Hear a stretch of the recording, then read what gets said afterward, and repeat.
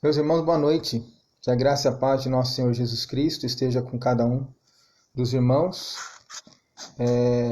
no final deste dia.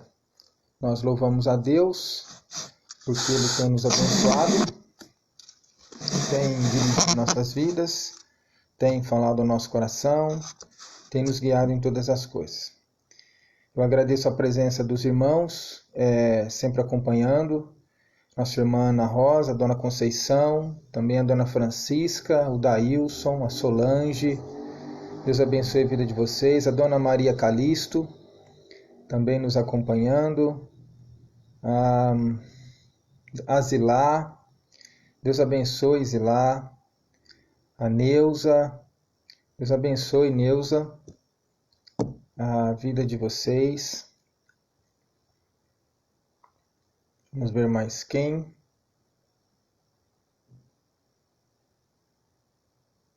Muito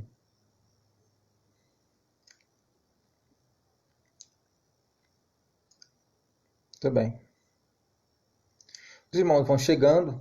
Enquanto isso, nós vamos orar para começarmos a nossa devocional, ok? Oremos. Louvado seja o teu nome, Senhor, pela tua bondade para conosco, pela tua grandeza, pela tua graça, pela tua glória, pela providência do Senhor sobre nós. Nós pedimos a ti, ó Deus, que fales ao nosso coração, que nos encaminhe pela tua palavra, que nos guie, ó Deus, em todas as coisas que viermos a fazer.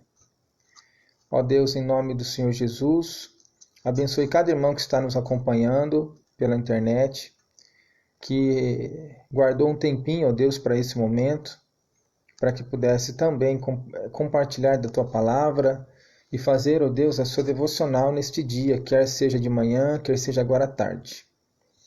Que o Senhor, ó Deus, abençoe a cada irmão e aplique ao coração de cada um a tua palavra. É no nome de Jesus que nós estamos orando. Amém. Boa noite, Beto. Boa noite, Toninho, que eu vi agora depois da oração. Boa noite, Fatiminha. Zilá, já falei.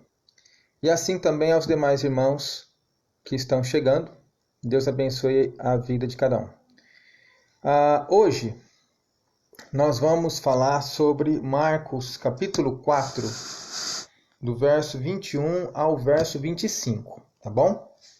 Marcos capítulo 4, do verso 21 ao verso 25. O que é que nós estamos fazendo? Nós estamos seguindo o Evangelho de Marcos desde o seu capítulo 1 em diante. Então estamos olhando parágrafo por parágrafo, porção por porção, fazendo uma leitura não completamente superficial, nos aprofundando um pouquinho para poder entendermos o contexto e tirarmos uma mensagem para a nossa vida. Mas também esse aprofundamento não é nada muito forte, né? É uma devocional. Então, uma leitura mais simples, embora não deixando de lado aquilo que é pertinente ao nosso entendimento sobre o texto, tá bom? Sendo assim, eu não tenho escolhido os textos, eu não tenho escolhido do que falar. Eu tenho seguido cada capítulo e tenho me apropriado do que o capítulo mostra e a partir daí tirar aprendizado para a nossa vida. É assim que tem sido feito e não como se fosse uma escolha particularmente minha. Eu vou falar disso agora e não vou falar disso depois. Durante esses dias, algumas ocasiões eu não falei do texto de Marcos, eu compartilhei outro texto, porque eu entendi que naquela ocasião era pertinente, mas via de regra nós estamos seguindo o texto de Marcos. Então hoje nós vamos ler Marcos 4, do verso 21 ao verso 25, que diz assim: Também lhes disse: Vem, porventura, a candeia para ser posta debaixo do alqueire ou da cama? Não vem antes para ser colocada no velador? Pois nada está oculto senão para ser manifesto. e nada se faz escondido, senão para ser revelado. Se alguém tem ouvidos para ouvir, ouça. Então lhes disse: Atentai no que ouvis. Com a medida com que tiverdes medido, vos medirão também, e ainda se vos acrescentará. Pois ao que tem, se lhe dará, e ao que não tem, até o que tem, lhe será tirado. Que palavra é essa? Irmãos, os versos 21 a 25, eles estão ligados ao contexto anterior. No contexto anterior, Marcos fala sobre a parábola do semeador, não é? Ele relembra a parábola do semeador que o Senhor Jesus contou para os seus discípulos. E ali na parábola, que foi do verso 1 até o verso 20, porque do verso 1 ao verso 9 ele dá a parábola, do verso 10 ao verso 20 o Senhor Jesus explica a parábola. Então, tem uma questão muito interessante que a Bíblia, Marcos relata que o Senhor Jesus utilizava-se de parábola para ensinar. E nessa questão de ensinar por parábola, ou por enigmas, que é uma outra ideia de parábola, tem aqui uma palavra muito forte por parte de Jesus, né? No verso 11 diz assim, Jesus diz assim: A vós outros vos é dado conhecer o mistério do reino de Deus, mas aos de fora tudo se ensina por meio de parábola, para que vendo vejam e não percebam, e ouvindo ouçam e não entendam, para que não venham a converter-se e haja perdão para eles. Então, essa é uma palavra pesada, uma palavra forte, mas por que Jesus faria isso? O que Marcos está dizendo aqui é que a conversão, ou o discipulado de Jesus, o tornar-se discípulo de Jesus, é algo que precisa de uma profunda análise, autoanálise. O sujeito que quer ser discípulo de Jesus, ele precisa verdadeiramente analisar as implicações disso. Não é simplesmente tornar-se membro da igreja. A pessoa pode ser membro da igreja, mas nunca vir a ser discípulo de Jesus. Então, para ser discípulo de Jesus é necessário reflexão, é necessário entendimento, até onde a pessoa está disposta a ir por Cristo. Quem ela ama mais? Ela ama a Cristo acima da própria vida? Ela está disposta a oferecer a própria vida por amor a Cristo? Então, todos esses contextos, todos esses elementos são pertinentes. E aqui a ideia de Marcos é selecionar justamente esse tipo de assunto. O assunto que nós temos agora, ele não é diferente, porque ele segue a mesma ordem, ele segue a mesma linha. Porque ele começa dizendo no verso 21, também. Então ele está somando aquilo que foi dito do versículo 10 ao versículo 20. O versículo 10 ao 20 foi a explicação da parábola. E aí no versículo 20, ele diz assim: Os que foram semeados em boa terra são aqueles que ouvem a palavra e a recebem, frutificando a 30, 60 e a 100 por um. Aí na continuação, verso 21, também lhes disse: Vem porventura a candeia para ser posta debaixo do alqueire ou da cama? O que é a candeia? A candeia era como se fosse vamos colocar assim, uma lamparina, um objeto que era responsável por trazer luz, por iluminar um determinado lugar. Então, olha a pergunta de Jesus aqui retratada por Marcos. Vem porventura a candeia, ou seja, a luz, para ser posta debaixo do alqueire ou da cama? O que é alqueire? Alqueire você pode entender como um recipiente para medição. Vamos pensar aqui em termos de ilustração para facilitar um balde, tá? Um recipiente para medição, um balde. Então, alguém acende uma luz para colocar debaixo de um balde? Ou alguém acende uma luz para esconder debaixo de uma cama? É uma pergunta que ele está fazendo. Aí, lógico, essa pergunta ela traz consigo um significado. Ele continua a pergunta retórica ainda. Não vem antes para ser colocado no velador? O que era o velador? Era o lugar mais alto da casa. Então, internamente na casa, a pessoa acendia a candeia e colocava no velador, quer dizer, na parte mais alta, que ela iluminava a casa toda. Então, o que Marcos está retratando?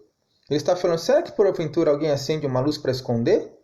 Antes, não acende para ser exposta, para que ela venha iluminar todo o ambiente onde ela se encontra? Percebem? Aí ele continua, verso 22. Dentro dessa dinâmica de que ninguém acende uma luz para escondê-la, ele coloca o verso 22 dizendo, pois nada está oculto senão para ser manifesto, e nada se faz escondido senão para ser revelado. Se alguém tem ouvidos para ouvir, ouça. Então, o que é que estava oculto até então? Dentro dessa dinâmica aqui, dentro do Evangelho, dentro das Escrituras, o que é que estava oculto? O mistério do Evangelho. As pessoas esperavam o Messias, mas ninguém sabia quem era o Messias, e muito menos como ele chegaria. As pessoas esperavam o Messias, mas ninguém fazia a mínima ideia de qual seria a mensagem do Messias. Agora o Messias estava se manifestando. Então o Messias é a luz. Lembra do que João dizia? Que Jesus era a luz que, vinda ao mundo, ilumina a todas as pessoas. Então ele era a luz. E a ideia, ele está falando assim, ninguém acende uma luz para esconder. Pelo contrário, acende para colocá-la no velador, ou seja, na parte mais alta, para que ela ilumine todos que estão ao seu redor. Então ele diz assim, pois nada está oculto senão para ser manifesto, e nada se faz escondido senão para ser revelado. Quer dizer, é a vontade de Deus que Jesus seja revelado gradativamente, né? Não como os demônios queriam fazer através deles próprios relatarem ou anunciarem a Cristo, como eles faziam, tu és o Filho de Deus, vieste para perder-nos. Ou então, como o próprio diabo sugeriu, os irmãos devem se recordar, Mateus capítulo 4, quando vai falar que Jesus foi tentado no deserto. E uma das ofertas do diabo foi levar Jesus sobre o pináculo do templo, que era uma parte da muralha que envolvia o templo, a parte mais alta, e dizer para Jesus, lança-te daqui abaixo, porque está escrito que Deus dá ordens a teu respeito, os anjos virão e te acudirão. O que ele está falando? Você vai fazer um espetáculo para as pessoas verão os anjos vindo e vão acreditar que você é o Messias e está tudo resolvido. Você não precisa passar por tudo isso que você está passando. Então, essa era a intenção, ou pelo menos uma das intenções do diabo, de tentar desviar Jesus do caminho da cruz, que ele sabia que era dele e ninguém mais poderia tê-lo. E aí, então, ele coloca que aquilo que estava oculto seria revelado, seria manifesto. Só que ele faz uma advertência. Lá em cima, no bloco anterior, do versículo 15 a 20, foi a explicação da parábola, ele também fez uma advertência. Cada elemento, cada um dos 4 elementos que ele enumerou, para falar sobre quem são o tipo de solo que a semente caiu, foi uma advertência. Então, no versículo 15, ele fala da semente que caiu à beira do caminho, veio Satanás e levou a semente embora. É uma advertência contra esse tipo de pensamento ou tipo de abordagem. Verso 16, ele fala daqueles cuja semente foi semeada em solo rochoso. E como não tinha raiz, se secou. Verso 18, os que foram semeados entre os espinhos, que são as seduções do mundo, as riquezas do mundo, as características do mundo, que foram mais importantes para a pessoa do que a palavra semeada. E por fim, aquele semeado em boa terra. Então ele dá 4 tipos de solo, onde a semente é colocada, é semeada, e 4 tipos de perigos também. O diabo, representado pelas aves do céu, que vinha e o roubou, o solo rochoso e os espinhos, e por fim, a boa semente. Então, lá em cima são advertências, fora a questão da boa semente. Aqui, no versículo 23, ele faz novamente uma outra advertência. Ele diz assim, se alguém tem ouvidos para ouvir, ouça. Então lhes disse, atentai no que ouvis. Perceba o caráter da advertência. Com a medida com que tiverdes medido, vos medirão também e ainda se vos acrescentará. Pois ao que tem se lhe dará, e ao que não tem, até o que tem lhe será tirado. Do que ele está falando aqui? Se é uma advertência? Bom, vamos entender. Se o verso 21 está falando ainda de que Jesus é a luz do mundo, e é a luz que vem para iluminar todo homem, essa mensagem ela estava oculta e se manifestou agora, nos últimos tempos, por amor de nós. Mas aí ele diz também o seguinte, que com a medida com que medirmos, nos medirão também. O que ele está dizendo aqui é o valor que nós atribuímos a essa mensagem que estava oculta e agora veio para ser revelada. Se ela veio para ser revelada, ela veio para ser revelada na minha vida, na sua vida e na vida de tantos quantos ainda não viram essa revelação. Mas ela é uma revelação, ela veio para ser manifesta na vida destes também. Então ele está dizendo que cabe àqueles cuja manifestação já foi realizada, agora levar àqueles que não foi ainda, aqueles que não conhecem ao Senhor Jesus. Então ele está dizendo que o valor que eu der a esse mistério da manifestação de Cristo, da manifestação do seu Evangelho, e assim propagar às pessoas, esse valor é o valor que eu receberei também. Vou receber de quem? Vou receber de Deus. É por isso que ele está dizendo, com a medida com que medires, vos medirão também. Com a medida com que tiverdes medido, vos medirão também, e ainda se vos acrescentará. Então, ele está dizendo que aquele que valoriza a mensagem do Evangelho e a entrega, a propaga, compartilha e se associa com a sua manifestação, porque para isso é que a luz se manifesta, receberão recompensas de Deus, sendo que a maior recompensa é a própria vida eterna, e junto com a vida eterna, o galardão. E, por final, ele diz assim, no final do verso, na metade do verso 24, ele diz, com a medida com que tiverdes medido, vos medirão também, e ainda se vos acrescentará. Pois ao que tem se lhe dará, e ao que não tem, até o que tem lhe será tirado. Ao que tem se lhe dará. Ele está dizendo que aqueles que já receberam grandes bênçãos do Senhor, afora a vida eterna, receberão galardão do Senhor quando entrarem propriamente dito, na vida eterna. É isso que ele está dizendo com a ideia de que, pois ao que tem se lhe dará. Agora, o que significa e ao que não tem, até o que tem lhe será tirado? Ele está dizendo que são aqueles que compreendem a luz do Evangelho, mas não a levam para frente. São aqueles que escondem a luz do Evangelho debaixo do balde, e são aqueles que escondem a luz do Evangelho debaixo da cama. São aqueles que mantêm a luz do Evangelho em oculto, sem levá-la, sem continuar manifestando-a, sem continuar compartilhando-a com as pessoas que estão ao nosso redor. O que acontecerá com esses? Ele diz, até o que tem lhe será tirado. O que ele está dizendo aqui é que a pessoa não entrará no reino de Deus. Não entrará no reino de Deus. E se ele está dizendo, se nós podemos entender talvez que o que tem é a esperança de entrar, até isso será tirado dela, da pessoa que não compartilhar da luz do Evangelho, que não levar essa mensagem adiante, que não trabalhar para que essa mensagem seja revelada ao coração daqueles que não conhecem o Senhor. Então fica aqui um incentivo de Jesus para a nossa parte. Que incentivo é esse? Nós fomos alcançados pela luz do Evangelho. Precisamos levar esse alcance para outras pessoas. Agora, quer seja feito pelo telefone, pelas mensagens de WhatsApp, quer sejam feitos por conversas particulares que tivermos com pessoas, por esclarecimento de perguntas, não é? Às vezes as pessoas podem perguntar para a gente alguma coisa que não entendeu.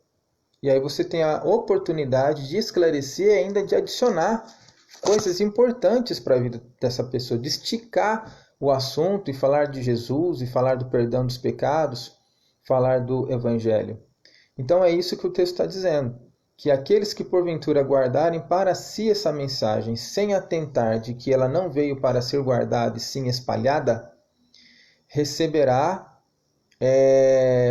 como consequência que ele não entrará no reino e até a sua própria esperança de entrar será frustrada no final. Então nós devemos pensar sobre isso, refletir muito bem, porque Deus faz cada um de nós instrumentos para levarmos a sua palavra às pessoas que estão ao nosso redor. E nessa história de levar a palavra não precisa de formação, não precisa de faculdade, não precisa de boa leitura bíblica ou de qualquer outro texto, não precisa falar direito, não precisa ser bom de papo. O que precisa é levar o Evangelho tal como ele é e confiar na graça do Senhor Jesus e do Senhor Deus Pai. Vamos orar? Obrigado, Senhor Deus, por permitir que pudéssemos compartilhar esta palavra e recebê-la também em nosso coração como uma advertência para nós também, ó Deus, de que a nossa função é pregar o Evangelho, quer seja oportuno, quer não. Nós devemos pregar o Evangelho, nós devemos observar as oportunidades e jamais deixá-las de lado, mas usar as oportunidades para levar a Tua palavra às pessoas que estão ao nosso redor. Eu peço que me ajude nesse trabalho, que ajude aos meus irmãos e que aplique ao nosso coração a palavra do Senhor. Em nome dele que nós oramos agradecidos. Amém. Desejo a cada um de vocês uma boa noite. Eu sei que alguns voltaram ao trabalho hoje. A Zilá acho que não voltou, né? Mas a Solange voltou ao trabalho hoje, ela colocou aqui. A Michele também voltou ao trabalho hoje, pelo menos de maneira parcial. E eu queria que nós estivéssemos orando pela vida desses irmãos que voltaram hoje e daqueles que voltarão ainda, para que Deus dê paz ao coração, para que Deus dirija a vida, para que Deus possa dar tranquilidade e para desenvolver o trabalho de cada um, ok? Irmãos, uma boa noite, até amanhã, Deus os abençoe. Tchau, tchau.